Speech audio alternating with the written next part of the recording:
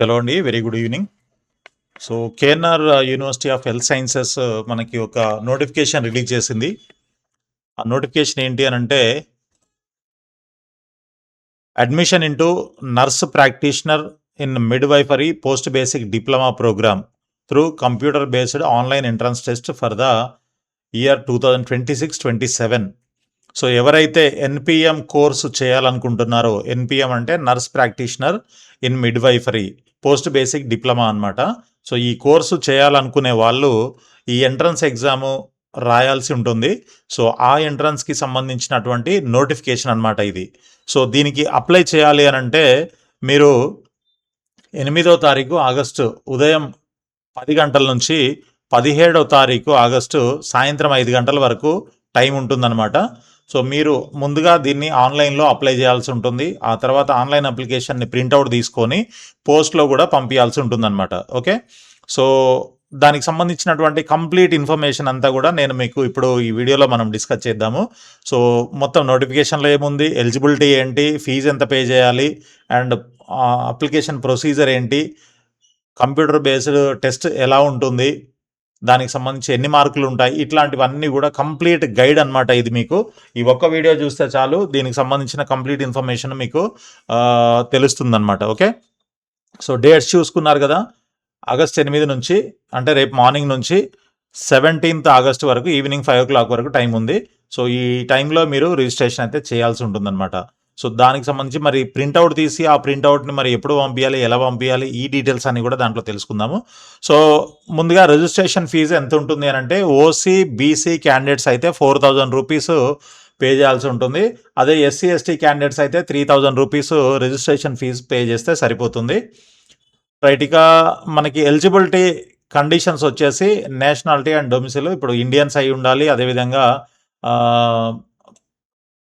PIO candidates person of Indian origin లేదా overseas citizen of India, ఇట్లాంటి వాళ్ళు అందరూ కూడా చేసుకోవచ్చు, రిజిస్టర్ చేసుకోవచ్చు దీనికి. అయితే ఏజ్ బిలో 45 years ఉండాలన్నమాట. ఓకే, బిలో 45 years ఏజ్ ఉండాలి. ఎడ్యుకేషనల్ క్వాలిఫికేషన్స్ వచ్చేసి ఇక్కడ మనకి పాయింట్ వైజ్గా ఉంది చూడండి. BARN రిజిస్టర్డ్ నర్స్ అనమాట, RM రిజిస్టర్డ్ మిడ్వైఫ్ ఇవి ఉండాలి. తర్వాత with diploma in general nursing and midwifery or BSc nursing qualification, ఇది కంపల్సరీ ఉండాలి. దాంతోపాటు possess a minimum of 2 years of recent clinical experience in the maternity care. So ఇది కూడా ఉండాలి, 2 years experience in recent clinical experience ఉండాలన్నమాట maternity కేర్లో.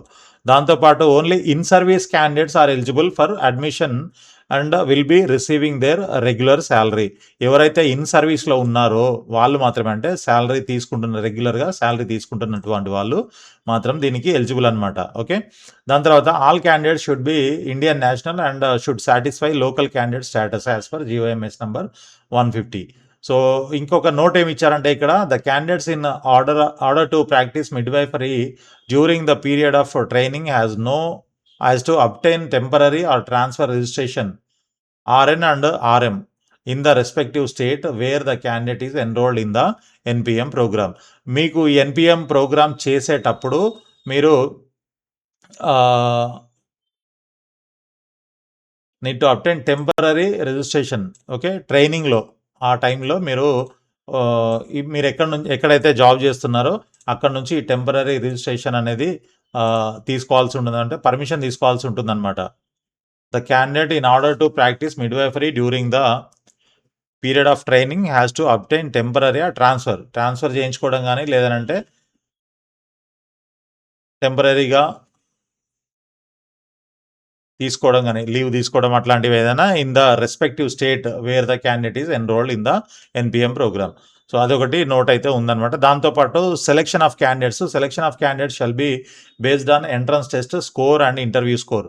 మీకు entrance test ఉంటుంది, ఆ టెస్ట్లో మీరు క్వాలిఫై అవ్వాలి. క్వాలిఫై అయిన వాళ్ళల్లో షార్ట్ లిస్ట్ చేసి కొంతమందిని ఇంటర్వ్యూకి పిలుస్తారు. ఆ ఇంటర్వ్యూలో కూడా కొన్ని మార్కులు మీకు కేటాయించడం జరుగుతుంది. సో ఎంట్రన్స్లో వచ్చిన మార్క్స్ ప్లస్ ఇంటర్వ్యూ మార్క్స్ కలిపి టోటల్ చేసి మీకు సెలెక్షన్ అనేది ఉంటుందన్నమాట. దాంతోపాటు ఫిజికల్ ఫిట్నెస్ కూడా చూస్తారు. So the candidate shall be medically fit ఉండాలి.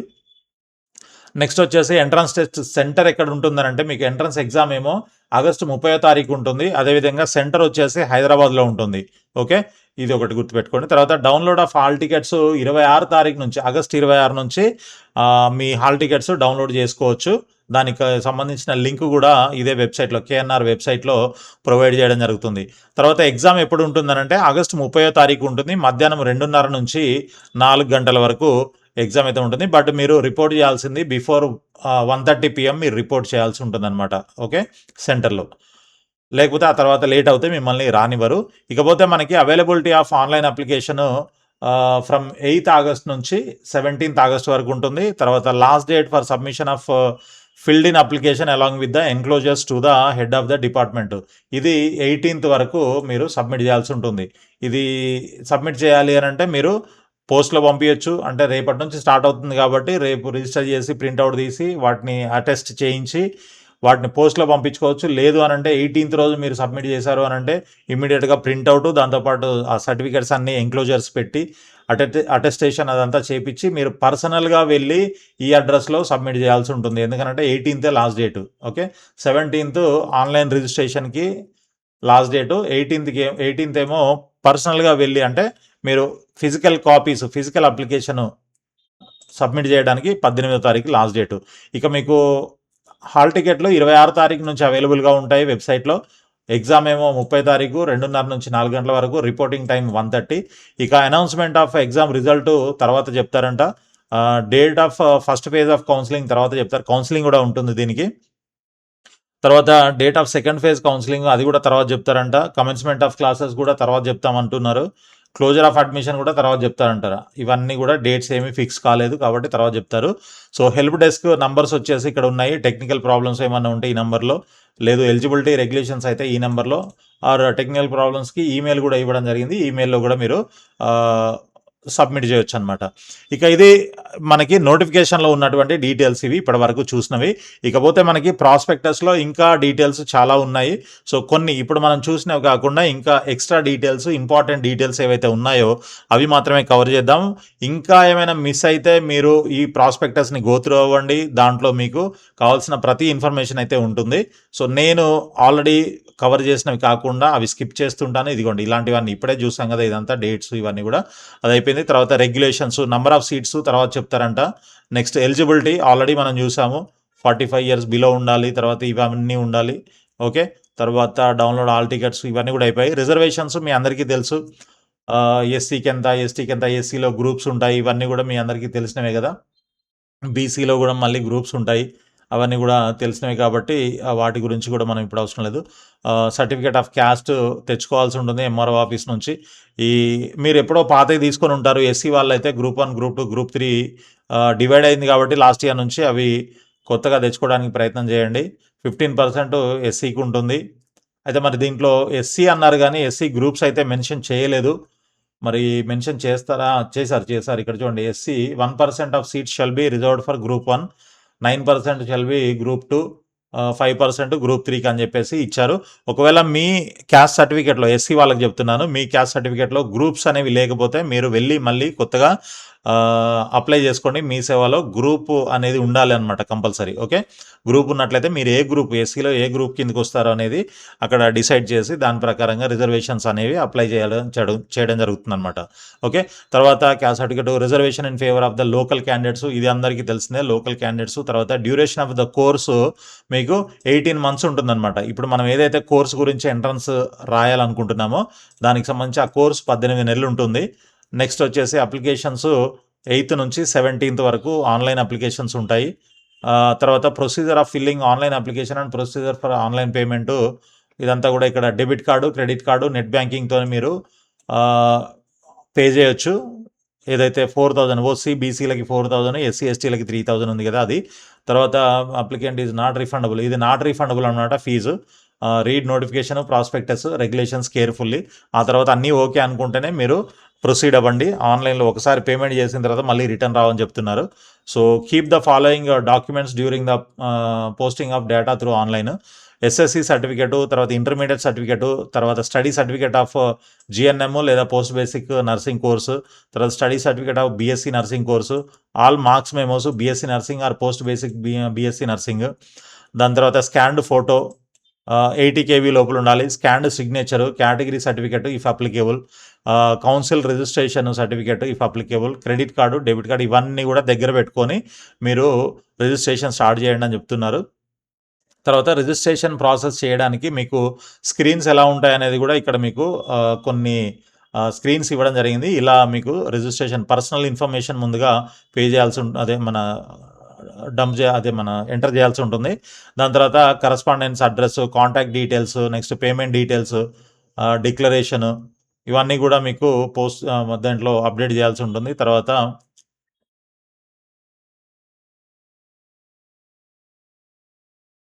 హౌ టు సబ్మిట్ అప్లికేషన్ అని ఉంది కదా. సో ఇప్పుడు మనం చూసినవన్నీ కూడా ఉంటాయి. సో ఈ సబ్మిట్ చేసిన అప్లికేషన్ మనకి ఒక యూజర్ ఐడి వస్తుంది. తర్వాత ఈమెయిల్ ఐడికి ఎస్ఎంఎస్కి వస్తుందన్నమాట యూజర్ ఐడి. ఆ యూజర్ ఐడితోని మళ్ళీ మనము లాగిన్ కూడా చేసుకోవచ్చు. ఇక్కడ అప్లికేషన్ నెంబరు లేదా యూజర్ ఐడి, పాస్వర్డ్ లేదా డేట్ ఆఫ్ బర్త్ ఎంటర్ చేసి మీ డేట్ ఆఫ్ బర్తే పాస్వర్డ్ అవుతుందన్నమాట. ఓకే, లాగిన్ చేసి మళ్ళీ మీరు ఏమైనా కరెక్షన్స్ ఉంటే చేసుకోవచ్చు, లేదా అప్లికేషన్ ప్రింట్అవుట్ తీసుకోవచ్చు అనమాట. నెక్స్ట్ వచ్చేసి మనకి ఇవన్నీ కూడా మీకు కోర్స్ ఈ స్క్రీన్ బై స్క్రీన్ ఆటోమేటిక్గా వెళ్తుంది కాబట్టి ఇవన్నీ కూడా మీరు మీ దగ్గర సర్టిఫికెట్లు అన్నీ చెప్పినట్టు రెడీ చేసుకొని ఉన్నట్లయితే మీకు ఈజీ అవుతుందన్నమాట. స్టెప్ బై స్టెప్ ఆటోమేటిక్గా వెళ్ళిపోతూ ఉంటుంది. సో ఇక్కడ చూడండి మనకి మొత్తము అకాడమిక్ రికార్డ్స్ అనమాట. 9th, 10th, 11th, 12th UG ఎక్కడెక్కడ చేశారు, ఏంటి ప్లేస్ ఆఫ్ స్టడీ, ఇవన్నీ డీటెయిల్స్ కూడా దీంట్లో ఎంటర్ చేయాల్సి ఉంటుంది. So degree 1, 2, second degree, third degree, fourth degree ఇట్లాంటివన్నీ కూడా మార్క్స్ ఎంటర్ చేయాల్సి ఉంటుంది. మ్యాక్సిమం మార్క్స్ ఎన్ని, మీకు ఎన్ని మార్క్స్ వచ్చాయి, పర్సంటేజ్ ఎంత, ఇట్లాంటివన్నీ డీటెయిల్స్ తీసుకుంటుంది. తర్వాత డిక్లరేషన్ కూడా ఉంటుంది. సో డిక్లరేషన్ చూసి ఓకే చేసి ఐ అగ్రీ అని సబ్మిట్ చేయాల్సి ఉంటుంది అనమాట ఇక్కడ. తర్వాత రిజిస్ట్రేషన్ ఫీజు చెప్పాను కదా, ఓసీ బీసీకి అయితే 4,000, ఎస్సీ ఎస్టీకి అయితే 3,000 ఉంటుంది. నాన్ రీఫండబుల్ ఇది. తర్వాత candidate should sign at the declaration area in the printout of the online application form and also put left hand thumb impression at the space provided without fail. So మీరు apply చేసిన తర్వాత application form download చేసుకొని దాన్ని printout తీసుకొని దానిపైన మీ sign చేయాల్సి ఉంటుంది. Okay, declaration దగ్గర సైన్ చేయాల్సి ఉంటుంది. మీ లెఫ్ట్ హ్యాండ్ థంబ్ ఇంప్రెషన్ కూడా వేయాల్సి ఉంటుంది. దాని తర్వాత ఫోటో కూడా దాని మీద పేస్ట్ చేయాల్సి ఉంటుంది అనమాట. So last date for submission of printout of filled in online application for registration along with the enclosures is 18th. చెప్పాను కదా, 18th మీరు సబ్మిట్ చేయాలి. ఫిజికల్ కాపీస్ ఆన్లైన్లో అప్లై చేయాలి, ఆన్లైన్లో ఫీజు పే చేయాలి, ఆన్లైన్లో మొత్తం డీటెయిల్స్ అన్నీ ఎంటర్ చేయాలి. ఫైనల్గా సబ్మిట్ అయిపోయిన తర్వాత వచ్చినటువంటి అప్లికేషన్ ఫాము ప్రింట్అవుట్ తీసుకోవాలి, డౌన్లోడ్ చేసుకొని సాఫ్ట్ కాపీ సేవ్ చేసుకోండి. దాంతోపాటు మీరు ప్రింట్అవుట్ తీసుకొని ఆ ప్రింట్అవుట్ పైన మీ ఫోటో పేస్ట్ చేయాల్సి ఉంటుంది. పేస్ట్ చేసి దానికి కావాల్సిన డాక్యుమెంట్స్ అన్నీ కూడా అటాచ్ చేయండి. జిరాక్స్ కాపీస్ అటాచ్ చేసేసి ఈ అడ్రస్కి మీరు అది సెండ్ చేయాల్సి ఉంటుంది. పోస్ట్లో కానీ లేదా ఇన్ పర్సన్ వెళ్ళి అక్కడ సబ్మిట్ చేయాల్సి ఉంటుంది. బట్ ఏదైనా సరే 18 ఆగస్ట్ లోపల అక్కడ రీచ్ అవ్వాలన్నమాట. ఆ తర్వాత అక్కడికి రీచ్ అయినా వాళ్ళు తీసుకోరు. ఓకే, సో ఇది చాలా ఇంపార్టెంట్ పాయింట్. ఇంకా మీకు ఏమైనా డౌట్స్ ఉన్నట్లయితే ఈ నెంబర్లో కాంటాక్ట్ చేయొచ్చు అని చెప్పేసి ఇక్కడ ఒక మొబైల్ నెంబర్ కూడా ఇవ్వడం జరిగింది. దాంతో పాటు ఇంకా మీకు represent in person only and hall tickets మీకు ఎప్పటి నుంచి అంటే 26th ఆగస్ట్ నుంచి డౌన్లోడ్ అవుతాయి. మీరు లాగిన్ చేసి అది డౌన్లోడ్ చేసుకోవాల్సి ఉంటుంది. లాగిన్ చేయాలంటే మీ అప్లికేషన్ నెంబరు, అదే లాగిన్ ఐడి అండ్ పాస్వర్డ్ వచ్చేసి మీ డేట్ ఆఫ్ బర్త్, ఇది మీరు ఎంటర్ చేసినట్లయితే మీకు అది లాగిన్ అవుతుంది. దాంట్లో నుంచి మీరు హాల్ టికెట్ కూడా డౌన్లోడ్ చేసుకునే అవకాశం ఉంటుంది. తర్వాత ఎంట్రన్స్ టెస్ట్ గురించి మాట్లాడుకున్నట్లయితే అసలు టెస్ట్ ఎలా ఉంటుంది ఏంటి అని అంటే కంప్యూటర్ బేస్డ్ టెస్ట్ అనమాట. ఓకే, సిస్టమ్ మీద ఉంటుంది, మీకు పెన్ను పేపర్ టైప్ కాదు, ఓఎంఆర్ బేస్ కాదు, ఇది ఓన్లీ కంప్యూటర్ బేస్డ్ టెస్ట్ అనమాట. ఈ టెస్ట్ వచ్చేసి 30వ తారీఖు ఆగస్టు 30 తారీఖు ఉంటుంది. మధ్యాహ్నం 2:30 గంటల నుంచి 4 గంటల వరకు ఉంటుంది, 2:30 to 4. బట్ మీరు ముందే 1 hour ముందే రిపోర్టింగ్కి వెళ్ళిపోవచ్చు అనమాట. 1:30కే మీరు వెళ్ళొచ్చు. తర్వాత 100 మల్టిపుల్ చాయిస్ క్వశ్చన్స్ ఉంటాయి, 100 క్వశ్చన్స్ ఉంటాయి, మల్టిపుల్ చాయిస్ అన్నీ కూడా. ఓకే, సో నెక్స్ట్ వచ్చేసి ఎగ్జామ్ టైము మీకు 90 మినిట్స్, అంటే 2:30 to 4 అంటే గంటన్నర టైం ఉంటుందన్నమాట. All the questions will be of one best correct response type having. అదే మల్టిపుల్ చాయిస్ ఇస్తారు కాబట్టి దాంట్లో ఏదో ఒకటి కరెక్ట్ ఆప్షన్ మీరు సెలెక్ట్ చేయాల్సి ఉంటుంది. Correct response shall be awarded 1 mark. Correct answer అయితే మీరు పెట్టింది కరెక్ట్ అయిందనుకోండి 1 మార్క్ ఇస్తారంట. రాంగ్ అయితే no negative marks. Negative marks అయితే లేదు. ఇది ఒక అడ్వాంటేజ్ అనుకోవచ్చు. అసలు మీరు ఆ క్వశ్చన్ అటెండ్ చేయకపోతే దానికి 0 మార్క్స్. ఓకే, అసలు మార్క్స్ ఇవ్వడం ఉండదు, కట్ చేయడం ఉండదు, ఏది ఉండదు, వదిలేస్తే లైట్ తీసుకోండి. Choose the most appropriate answer. Okay, all eligible candidates shall appear for entrance test. Only the candidate who appear in the entrance test are eligible for admission. ఎవరైతే ఈ టెస్ట్కి అటెండ్ అయ్యారో, అటెండ్ అయిన తర్వాత క్వాలిఫై అయిన వాళ్ళు మాత్రమే దీనికి ఈ కౌన్సిలింగ్కి ఎలిజిబుల్ అవుతారని చెప్తున్నారు. సో దాంతో పాటు ఇంకా ఏమున్నాయంటే important points, minimum marks to qualify the entrance test shall be as per regulation 3D అంట. 3D ఎక్కడుందో చూద్దాము నెక్స్ట్. సో ఎగ్జామ్లో మీకు ఈ సబ్జెక్ట్స్ మీద, ఈ కంటెంట్ పైన మార్క్స్ ఇలా 10 మొత్తం 10 టాపిక్స్ ఉన్నాయి. ఒక్కొక్క టాపిక్కి 10 మార్క్స్ ఉన్నాయి. మొత్తం టోటల్ 100 మార్క్స్ అనమాట. ఇది 100 మార్క్స్కి ఎగ్జామ్ ఉంటుంది. ఓకే, మీకు శాంపుల్ స్క్రీన్స్ ఇది కావాలంటే ఒకసారి స్క్రీన్ షాట్ తీసుకోండి. ఓకే, ఈ కంటెంట్ టాపిక్స్ ఏముంటాయంటే మీరు ప్రిపేర్ అవ్వడానికి కూడా ఉపయోగపడుతుంది కదా. రైట్, ఇక లాగిన్ ఇలా ఉంటుంది. మీరు ఎగ్జామ్ సెంటర్కి వెళ్ళిన తర్వాత స్క్రీను ఈ విధంగా ఉంటుందని మీరు చూపిస్తున్నారు. ఇలా లాగిన్ ఉంటుంది. లాగిన్ అయిన తర్వాత మీకు ఈ విధంగా ఇన్స్ట్రక్షన్స్ వస్తాయి. ఇన్స్ట్రక్షన్స్ తర్వాత నెక్స్ట్ ఇలా స్క్రీన్ కనిపిస్తుంది. స్క్రీన్లో లెఫ్ట్ సైడ్ మీకు క్వశ్చన్ ఉంటుంది. తర్వాత ఇక్కడ మీకు పైన సబ్జెక్ట్స్, క్వశ్చన్ కింద 4 చాయిస్లు. దాంట్లో ఏది కరెక్టో మీరు సెలెక్ట్ చేసుకోవాలి. సెలెక్ట్ చేసుకొని ఇక్కడ సేవ్ అండ్ నెక్స్ట్ క్లిక్ చేసినట్లయితే నెక్స్ట్ క్వశ్చన్కి వెళ్తుంది. లేదంటే ఇక్కడ సెలెక్ట్ చేశారు, ఏదో ఆన్సర్ చూజ్ చేసుకున్నారు, mark for review and next అని అంటే అది రివ్యూలోకి వెళ్తుంది అనమాట. మళ్ళీ లాస్ట్కి అన్ని క్వశ్చన్స్ అటెండ్ అయిన తర్వాత లాస్ట్లో మీరు మళ్ళీ రివ్యూ చేసుకోవచ్చు అనమాట. ఇదేమో క్లియర్ రెస్పాన్స్. ఇప్పుడు మీరు 3 పెట్టారు, ఇక్కడ ఇది ఈ ఆప్షన్ తీసుకున్నారు, బట్ అది కాదనుకుంటే ఇది క్లియర్ చేస్తే మొత్తం క్లియర్ అయిపోతుంది. మళ్ళీ కావాలంటే వేరేది పెట్టుకోవచ్చు, లేదంటే అలా వదిలేసి నెక్స్ట్ క్వశ్చన్కి వెళ్ళొచ్చు అనమాట. సో ఇక్కడ మీరు ఎన్ని క్వశ్చన్లు అటెండ్ చేశారు, నాట్ ఆన్సర్డ్, ఈ గ్రీన్ కలర్లో ఉంటేనేమో ఆన్సర్డ్, రెడ్లో ఉంటే నాట్ ఆన్సర్డ్, చూసాము కానీ ఆన్సర్ చేయలేదన్నమాట. సో ఇదేమో మార్కెట్ ఫర్ రివ్యూ అనమాట. ఇది పర్పుల్ కలర్లో ఉంటే, ఈ బటన్స్ ఉన్నాయి కదా, ఈ బటన్స్ కలర్ మారింది అనుకోండి. ఇప్పుడు ఈ వైట్ కలర్లో ఉన్నవన్నీ అసలు మనం చూడలేదు. ఇంకా ఈ రెడ్ ఏంటి, చూసాము కానీ ఆన్సర్ చేయలేదు.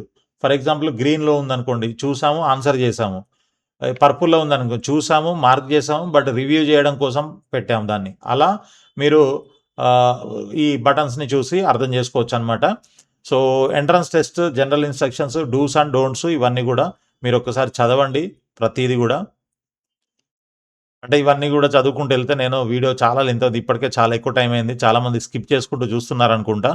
బట్ ఇవన్నీ కూడా ఇంపార్టెంట్ కాబట్టి నేను ప్రతి పాయింట్ని డిస్కస్ చేస్తున్నాను. ఎందుకంటే మీరు ఇదంతా చదివే ఓపిక ఉండదు, కనీసం వింటారన్న ఉద్దేశంతో ఇవన్నీ నేను ఎక్స్ప్లెయిన్ చేస్తున్నాను.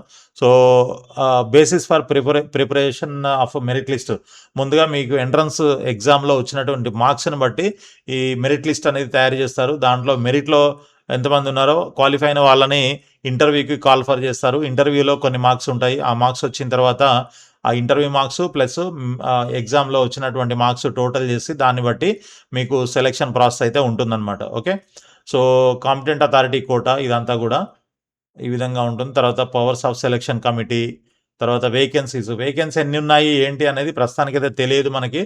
తర్వాత మనకి డిస్ప్లే చేస్తారు. జాయినింగ్ టైం కూడా తర్వాత చెప్తారంట. Closure of admission as notified by the university, verification of documents ఇవన్నీ కూడా మీరు జిరాక్స్లు సబ్మిట్ చేస్తారు. తర్వాత ఒరిజినల్స్ అయితే మళ్ళీ ఒకసారి కంపల్సరీ మీరు సీట్ వచ్చి జాయిన్ అయిన తర్వాత, జాయిన్ అయ్యే టైంకి ప్రిన్సిపల్కి, అంటే ఏ కాలేజీ ఏంటో ఆ ప్రిన్సిపల్కి మీరు సబ్మిట్ చేయాల్సి ఉంటుంది ఒరిజినల్స్ అన్నీ. అప్పుడు మళ్ళీ ఒకసారి వెరిఫై చేస్తారంట. తర్వాత ట్యూషన్ ఫీజు వచ్చేసి as notified by the government అని చెప్పి అన్నారు. ఇంకా తెలియదు ఎంత ఫీజు ఉంటుంది ఏంటి అనేది. బట్ ఇక్కడ ఇదేంటి, యూనివర్సిటీ ఫీజు 10,000 రూపాయలు. ఒకవేళ మీకు సీట్ వచ్చేనట్లయితే సీట్ వచ్చిన తర్వాత మీరు యూనివర్సిటీ ఫీజు 10,000 రూపీస్ పే చేసి అలాట్మెంట్ ఆర్డర్ డౌన్లోడ్ చేసుకోవాల్సి ఉంటుంది. డౌన్లోడ్ చేసుకొని మీరు కాలేజ్కి వెళ్ళి అలాట్మెంట్ ఆర్డర్, సర్టిఫికేట్లు ఒరిజినల్స్, 2 సెట్లు జిరాక్స్ ఇవన్నీ తీసుకెళ్ళి అక్కడ మీరు రిపోర్టింగ్ చేయాల్సి ఉంటుందన్నమాట. తర్వాత powers of the head of the institution, powers of the KNR university, తర్వాత finality of selection, deputation, boarding and lodging, leave, తర్వాత uniform, custody of study, course of study, examinations ఇవన్నీ కూడా మీరు ఒకసారి చూడండి. తర్వాత అండర్టేకింగ్ యాంటీ ర్యాగింగ్ యాక్ట్ అనమాట. తర్వాత యాంటీ డ్రగ్ ఇది కూడా ఉంటుంది. తర్వాత చెక్ లిస్ట్ ఇక్కడ for submission of the application attested SSC marks memo, తర్వాత ఇంటర్మీడియట్ మార్క్స్ మెమో, తర్వాత clear legible attested gazetted officer clearly visible attested xerox copies of all marks statements from first to final year degree course. So ఇవన్నీ కూడా attestation చేపియాలంటే attested copy of certificate of registration with the respective council. Okay, తర్వాత provisional original degree certificate attested. If the candidate studied under graduate degree from distance education should submit the residence certificate issued by the competent authority కూడా, అంటే MRO office నుంచి మీ సేవలు apply చేసుకొని తేవాలి ఒకవేళ మీరు distance education చేసినట్లయితే డిగ్రీ. తర్వాత attested copy of study certificates from 9th class to degree, social status SC ST ఇట్లాంటివి ఏమైనా ఉన్నట్లయితే అది ఫ్రెష్ లేదా పర్మనెంట్ క్యాస్ట్ సర్టిఫికేట్ తీసుకురావాల్సి ఉంటుంది. తర్వాత candidates who have studied in the state of Telangana, if the candidate have studied in any educational institutions study bonafide, ఇవన్నీ కూడా తీసుకురావాల్సి ఉంటుంది. తర్వాత service certificate issued by competent authority for service candidates. Okay, ఇవన్నీ మొత్తం డాక్యుమెంట్స్ 10 ఉన్నాయి. మొత్తం రెడీ చేసుకొని మీరు అవన్నీ జిరాక్స్ కాపీలు అటెస్టేషన్ చేయించి గెజిటెడ్ ఆఫీసర్తోని, ఓకే, ఆ అప్లికేషన్కి కలిపి ప్రింట్అవుట్ తీస్తారు కదా, అప్లికేషన్ కలిపి దాని మీద సైను, సిగ్నేచర్, తంబు, ఫోటో ఇవన్నీ కూడా పెట్టేసి దాన్ని కూడా అటెస్టేషన్ చేయించేసి గెజిటెడ్ ఆఫీసర్తోని. సో మొత్తం కలిపి ఫైనల్గా ఫిజికల్ కాపీస్ సబ్మిట్ చేయాల్సి ఉంటుంది యూనివర్సిటీలో. తర్వాత proforma undertaking in the form of affidavit non judicial. ఇదేంటి, డిస్కంటిన్యూషన్ బాండ్. ఒకవేళ మీరు కోర్సులో జాయిన్ అయిన తర్వాత డిస్కంటిన్యూ చేయాలనుకుంటే 1 lakh రూపీస్ పెనాల్టీ పడుతుంది. సో కాబట్టి ఆలోచించుకొని జాయిన్ అవ్వండి. ముందు అంటే జాయిన్ అయ్యేటప్పుడు ఈ బాండ్ కూడా సబ్మిట్ చేయాల్సి ఉంటుంది, ఏది రిపోర్టింగ్ టైంలో. దాని తర్వాత యాంటీ డ్రగ్ అండర్టేకింగ్ బాండ్ అనమాట, ఇది కూడా ఇవ్వాల్సి ఉంటుంది. నేను డ్రగ్స్ వాటికి సంబంధించినటువంటి వాటిల్లో ఇన్వాల్వ్ అవ్వను అని చెప్పేసి అఫిడవిట్. తర్వాత డిక్లరేషన్, ఈ డిక్లరేషన్ కూడా ఇవ్వాల్సి ఉంటుంది. నేను ఇచ్చిన ఇన్ఫర్మేషన్ సర్టిఫికెట్లు అన్నీ కరెక్టే అన్నట్టుగా ఏదో ఉంటుందన్నమాట. రూల్స్ రెగ్యులేషన్స్ అన్నీ కూడా నేను పాటిస్తానన్న విధంగా అది ఉంటుంది. తర్వాత proforma for submitting objection on key. ఒకవేళ రిజల్ట్ వచ్చిన తర్వాత కీలో ఏమైనా అబ్జెక్షన్స్ ఉన్నట్లు అనిపిస్తే మీరు ఈ ప్రొఫార్మాలో ఈ ఫార్మాట్లో మీ ఛాలెంజెస్ అనేవి సబ్మిట్ చేయొచ్చు అనమాట, అబ్జెక్షన్స్. సో ఇది మనకి మొత్తంగా ప్రాస్పెక్టస్లో ఉన్నటువంటి కంప్లీట్ ఇన్ఫర్మేషను. సో రేపటి నుంచే మనకి ఇవి స్టార్ట్ అవుతున్నాయి. ఇన్ కేస్ ఎవరికైనా దీనికి సంబంధించి రిజిస్ట్రేషన్ ప్రాసెస్ కంప్లీట్ గైడెన్స్ కావాలని అనుకుంటే మీరు తప్పకుండా మన ఆఫీస్కి, కింద కనిపిస్తున్నటువంటి ఆఫీస్కి విజిట్ చేయొచ్చు. లేదంటే కాల్లో ఎక్కువసేపు మేము ఇన్ఫర్మేషన్ అయితే ఇవ్వలేము. సో విజిట్ చేస్తే బెటర్ అండి. ఒకవేళ మీరు రాలేము, మేము ఎక్కడో ఉన్నాము దూరంగా అంటే మేబీ కాల్ చేయండి. కాల్లో మీకు ఇన్ఫర్మేషన్ ఉంటుంది. ఒకవేళ మీరు రాలేకపోతే సర్వీస్ కావాలంటే మేము సర్వీస్ ఆన్లైన్లో కూడా ప్రొవైడ్ చేస్తాము. సో పెయిడ్ సర్వీస్ అయితే అవైలబుల్గా ఉంటుందండి. సో ఆల్ ది బెస్ట్ అండి. Thank you so much for watching this video. వీడియోని లైక్ చేసి మీ ఫ్రెండ్స్ కూడా షేర్ చేయండి. అదేవిధంగా ఛానల్ని సబ్స్క్రైబ్ చేసి ఫాలో చేస్తూ ఉండండి.